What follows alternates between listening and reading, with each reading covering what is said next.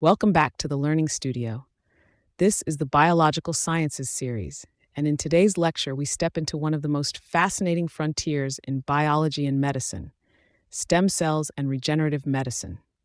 If you missed our last episode on PCR, sequencing, and molecular diagnostics, you can find the full playlist linked in the description below. Here's a thought: what if a damaged heart could repair itself, or a paralyzed spinal cord could regain function? That's not science fiction. It's the promise of stem cells and regenerative medicine. What are stem cells? Stem cells are special because they can both self-renew, make more of themselves, and differentiate, develop into specialized cell types.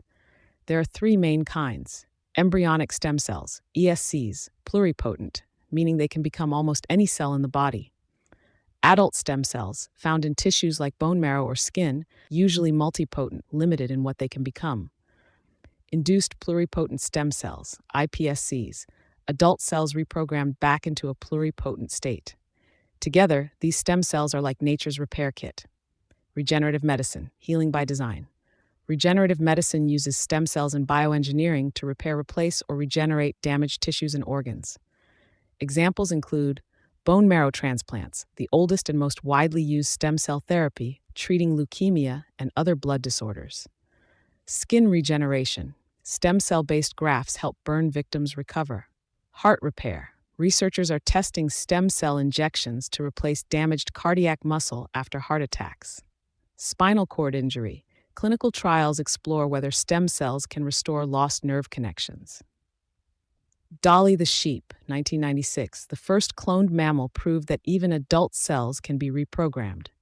Shinya Yamanaka's iPSCs, 2006, turning skin cells into pluripotent stem cells, a discovery that earned a Nobel Prize. Organoids, mini organs grown in the lab from stem cells, used to study diseases and test drugs. These advances bring us closer to lab-grown organs and personalized regenerative therapies. Challenges and ethical questions. Immune rejection. Transplanted cells may be attacked by the recipient's immune system. Tumor risk. Pluripotent stem cells can form uncontrolled growths if not carefully regulated.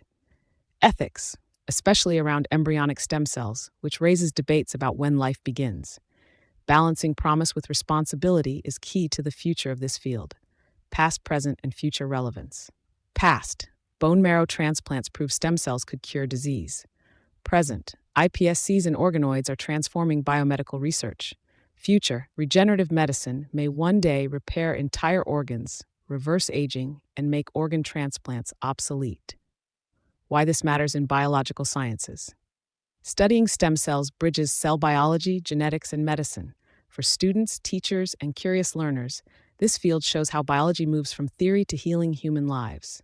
So that's our exploration of stem cells and regenerative medicine, a field where science and hope meet, offering possibilities that once seemed impossible. In our next lecture, we'll dive into the brain and nerves, exploring nervous system function and neurotransmission, how billions of neurons communicate to control thought, movement, and sensation. Welcome again to the Learning Studio. Don't forget to check the playlist link below and subscribe so you won't miss our next video.